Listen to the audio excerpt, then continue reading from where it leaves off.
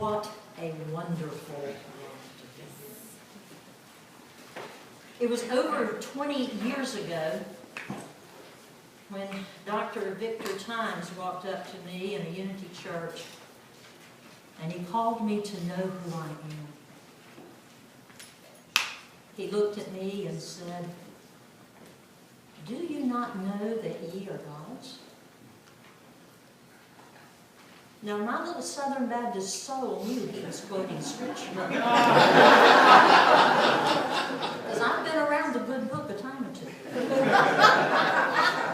And I knew that he was referencing the Pharisees talking to Jesus when Jesus said, when the Pharisees said, "How can you call yourself the Son of God?" And Jesus just simply answered them in the book of John and said, "Hey dudes, it's written in your law, I have said you are God's." Now, as a Baptist, nobody ever told me that. But Victor, in that moment, was calling me into my Christ consciousness. Victor was asking me to assume my own divinity. He was saying in those simple words that unity does not believe that we came from original sin, but that we come from original blessing. That I did not need to be freed from my sins because I was born free. Who is this man?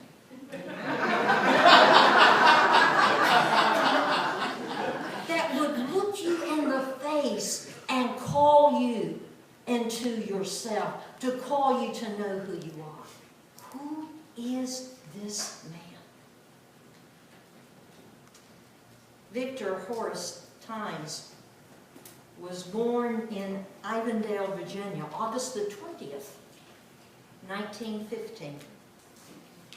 His family roots are in Virginia, and the Tynes family was free and land-owning before the Civil War. They trace their ancestry to England and to the island of Madagascar. Victor's great-great-grandfather was a shipbuilder in England. And Dr. Tynes' grandfather, James E. Tynes, was a secretary to a Union Army general during the Civil War. He became a Baptist minister, establishing many Baptist churches, and his grandfather then he actually fought in the Spanish-American War. Dr. Tynes' father, Joseph Walter Tynes, had only 2 6-month terms of elementary school, but he did what we call now homeschooling. He read and he studied behind the plow of a horse as he plowed the fields. And by the time he entered high school, it only took him a year to graduate. He didn't fall too far off the block, did he? And his father went on to receive a Bachelor of Arts degree, a Bachelor's of Divinity degree, and a Doctor of Divinity from Virginia Union University. Victor's father was the vice president of Virginia Theological Seminary and College. And when he moved from Virginia, he came here to Greensboro and served for 26 years at Providence Baptist Church, which is the oldest African-American church in North Carolina. Victor tells me that he thinks that all but one A&T president has always been a member of Providence. What a legacy. Now his mother, catch this, his mother, Lucy Rich Tynes, was an educator and a school principal. She was the first African-American woman to head a private school. Well, she did that raising 10 kids, by the way. 7 boys, 3 girls. Among them was a minister and 2 teachers, an opera singer, a dentist, a poet, a law officer, and a railroad inspector. I love the story of his siblings. His younger brother Morris, was Dr. Reverend Morris, a minister. He actually officiated at the marriage of Cassius Clay. And he debated Malcolm X. And Malcolm X then said that Dr. Morris Tynes was the greatest orator he had ever met. His sister Margaret was an internationally acclaimed operatic soprano. She even recorded an album with the Budapest Symphony Orchestra. I asked Victor when we chatted recently, when did he actually begin studying metaphysics? How did he get into this? And he said he actually started studying with his oldest brother, Ted. He's the scientist, by the way.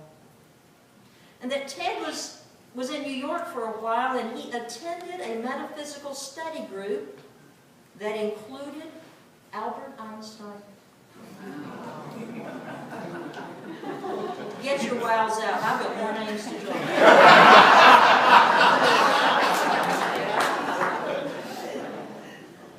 Because what Ted was teaching and metaphysically teaching Victor, and what he was learning as he began his own study, and what Victor will tell you to this day, to seek ye first the kingdom of God, and all of that will be added to you.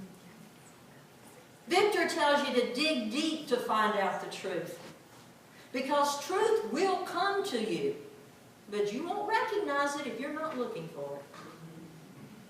It will fall on you like snowflakes, and you won't even know that it's there. You see, during this time, a young Dr. Tynes started meditating. He would rise at 3:40 a.m. He'd wash his face with some cold water, and he'd meditate for an hour. This young truth seeker started early in his work. Not surprised that he graduated as senior class president from Dunbar High School in Lynchburg, Virginia in 1932. And you won't be surprised either to know that he loved music. He actually did some piano lessons. Went a couple of times. The teacher went on vacation, so he just taught himself. He taught himself how to play the piano and read music. And all of that went with that rich tenor voice. He loved the Mills Brothers at the time. And if he could just have sung with, excuse me, we have some not gray-haired people here. The Mills Brothers were a famous, wonderful jazz quartet back in the day, back in the 30s and 40s. He would have loved to have sung with the Mills Brothers, but not to be deterred. Victor had his own singing groups. He sang with the Harmons and Al and his pals. They weren't just doing that around Greensboro. He was singing at Radio City Music Hall in New York, on radio programs hosted by Arthur Godfrey and Major Bowles. Wow. This young, dynamic young man was trying to decide about this music life and career. He's attending some at A&T. And he was working also at the Olga Hotel. The Olga Hotel at 145th Street and Lenox Avenue. Remember, this is the 30s. It was a segregated hotel. It's where everyone who sang and played at the Cotton Club or at the other famous theaters there, that's where they would stay. Victor was there making beds. But oh, the people he met. He met people like Joe Louis and John Henry Lewis. For those of you who don't know, they're boxers.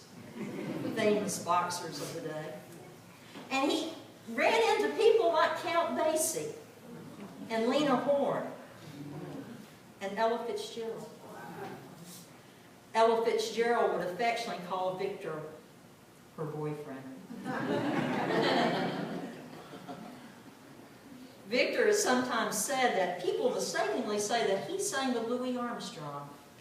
But he didn't actually sing with Louis Armstrong, but when Louis visited him, of course, they sang together. And I was amazed to look at the dozens of cards sent from Satchmo himself to Victor and his family. Several of these cards are dated in the late 60s, just years before Louis Armstrong died in 1971. Yeah, he knew the man. And truth be told, Victor says that Louis still visits him all the time. When you get up to meditate at 3:40 a.m. in the morning, you get to work on a lot of planes of reality. It was at the Olga Hotel that the arranger for the Benny Goodman Band, remember that? His name was Don Redman. Don Redman, talking to somebody else, said of Victor, he's going to be somebody. He's going to be somebody. And it's interesting, in a lifetime of 99 years, the things that you remember to tell somebody.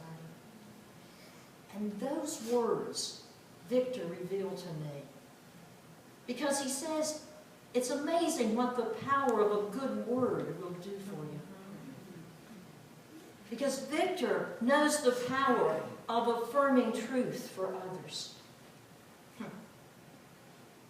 He will just walk up to you and tell you who you are, whether you know it or not. Well, by this time, I don't know how he did this. Victor said he had saved $1,000. I know a lot of people can't save $1,000 today. But he returned to Greensboro, came back to A&T, graduated in 1940 with a Bachelor of Science degree. Stayed at A&T and became an instructor of English and biology from 1940 to 1943. Returned in 45 to be the Director of Public Relations and even an assistant librarian. He went to the Army in 1943. Isn't that gorgeous?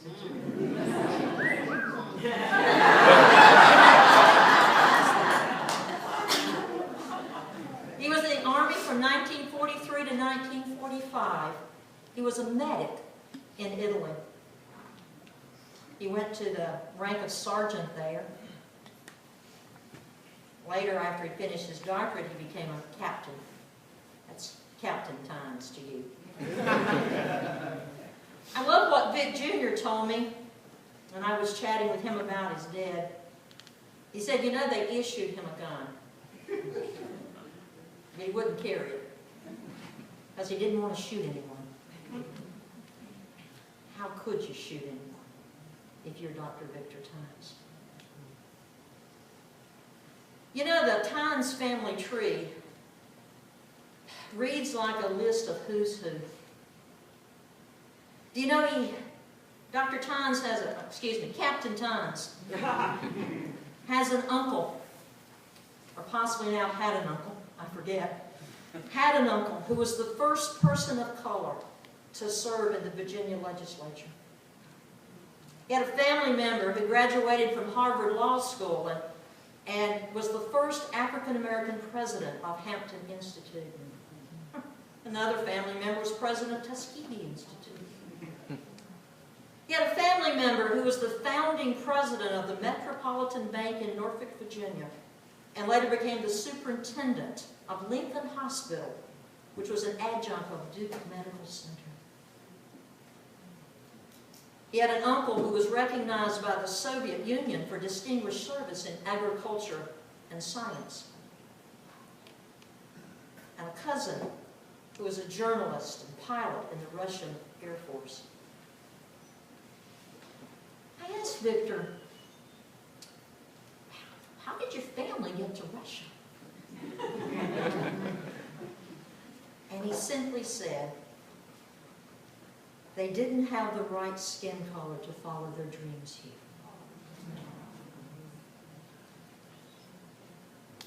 When I've asked Dr. Tynes about growing up as a black man in a Jim Crow South,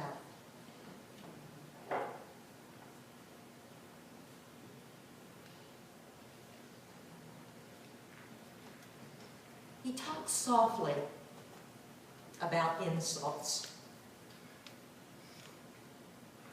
And he said, you know, when people give you insults, you just have to remember that they are one of those who are still in darkness. Because Dr. Tynes knows about oneness. He knows that you don't try to correct the world. You don't try to fix what they do to you. You fix yourself. And you see insults as a part of the training. Victor Tynes would tell you that people are not your enemies, that they are here to help you evolve. I love a quote that Albert Einstein said in 1946. Einstein said, the separation of the races is not a disease of colored people. It is a disease of white people. I do not intend to be quiet about it. And on this morning, I am proud to be a part of a metaphysical community called Unity that understands with Dr. Tynes our oneness, and that we will not be quiet about it.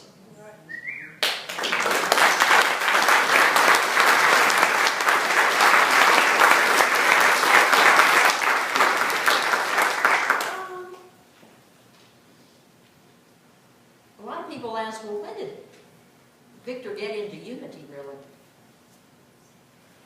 He started studying Unity principles, he says, around 1946. And I asked him, Victor, why Unity? Why Unity? He said that Unity, who never originally ever wanted to be a religion or even a church, but Unity is a philosophy. It's a philosophy of prayer and affirmation. It's a way to live that works. Our co-founder, Myrtle Fillmore, was diagnosed with tuberculosis. And she used the power of prayer and affirmation to heal herself. He said, you know, if you want to seek conformity, there's a lot of places to go. There's a lot of denominations out there. But if you want to be a seeker, you've got to be open. But the openness requires study. You have to have a hunger for knowledge. Because if you just come to a Unity church because it feels good here, and you're not willing to do the work, you're not willing to go deep, then you could be like a ship adrift. I love what Victor Jr. said to me, that there is a liberating quality of going deeper in a spiritual path. The liberating quality of going deeper. And it was that quality that Dr. Victor Tynes did and does today. Victor was married to Hazel, his first wife, who bore him two sons, Victor Jr. and Myron. And he was later married to Blossom. We just made her transition recently. Victor says about marriage, marriage helps straighten you out.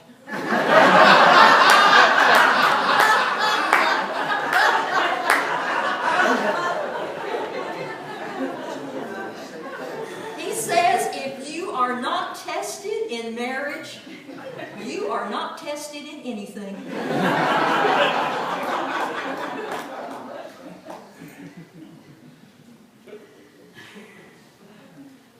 After 1945, and he had been at A&T, Victor went on to Howard University,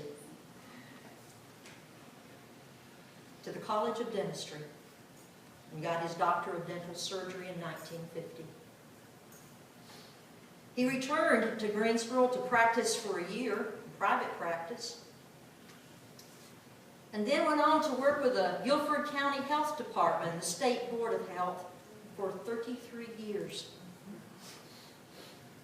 As a dentist, he first came to the health department. He said he saw a lot of dirty teeth and cavities, all due to a lack of dental care, personal hygiene, poverty, and sometimes just ignorance. He worked in a metal dental trailer that was parked on the school grounds that had no air conditioning and very poor heat. And he faced a steady stream of students in need of fillings and extractions and lessons on how to brush their teeth. He was an early proponent of preventive dentistry and believed education was the answer to many mouth problems. He was armed with a long-handled mirror, an oversized set of teeth, and a toothbrush. And he went from classroom to classroom teaching children about dental care. He worked to expand the state dental program so every child in every school could get dental care. I think he was close to 70 when you retired, Victor?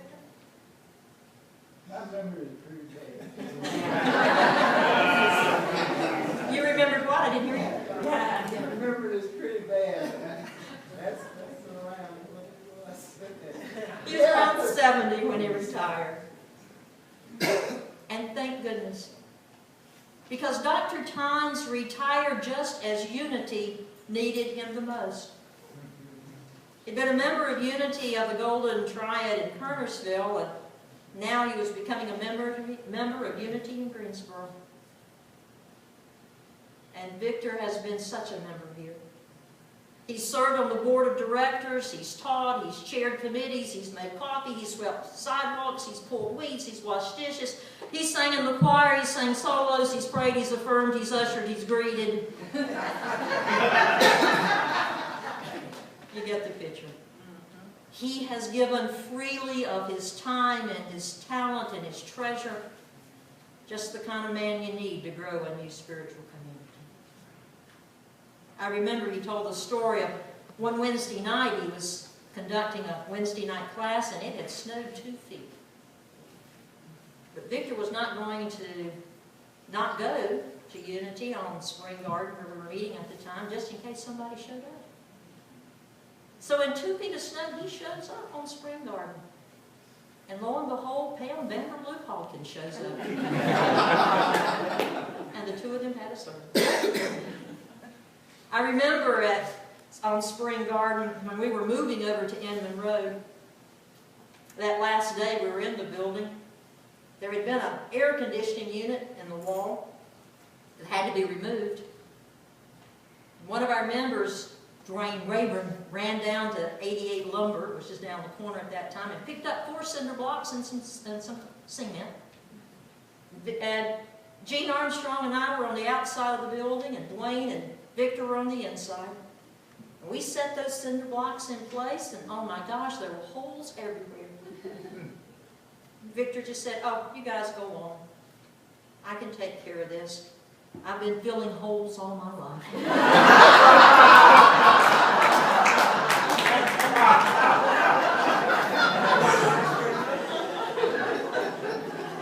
When I came back later, that was the prettiest job I'd ever seen. Yeah. Dr. Victor Tynes has been filling holes all his life. Because Dr. Tynes would tell you that unity is not easy. Unity is not for the faint of heart. Because you've got to give up your fixed thinking in unity. You've got to give up your limiting beliefs, your negative thoughts, and your conditioned victim position. You've got to give up your conditioned victim position. Because in unity, you can no longer remain powerless and innocent, taking no responsibility for your thoughts and actions. Because Victor will call you to know who you are. He says, but don't worry. If it seems hard, just keep coming back until you get it. And oh, did I tell you? He has studied Latin, French, Italian, and Russian. Did I tell you he was a pilot? This is one of the little Cub plane that he used to fly. Did I tell you that he was a lifelong distinguished member of the NAACP? Did I tell you that he's a member of the Alpha Phi Alpha, the first black intercollegiate Greek lettered fraternity? I think he pledged sometime after he was 70. It was years ago.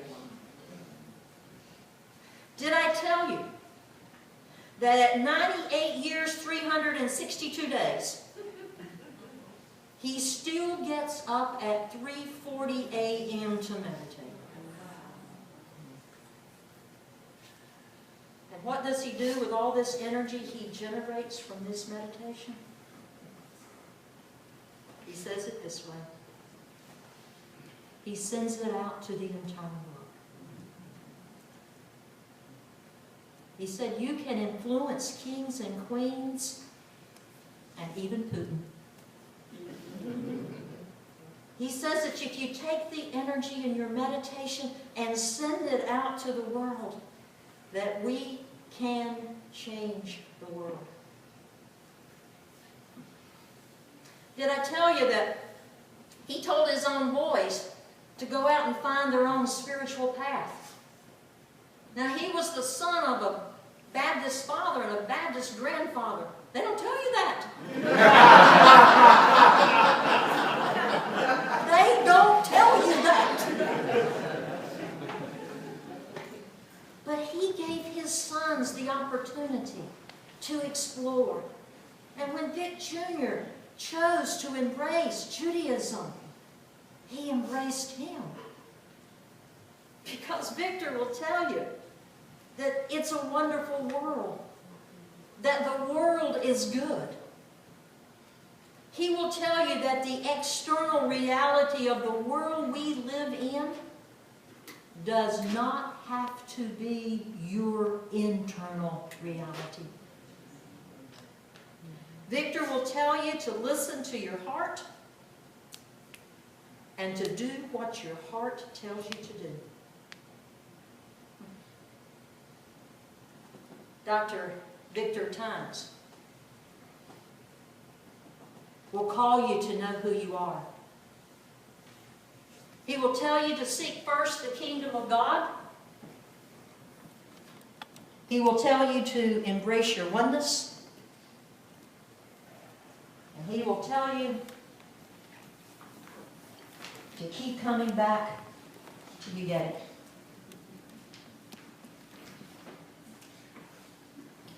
I don't know how you put 99 years into 25 minutes.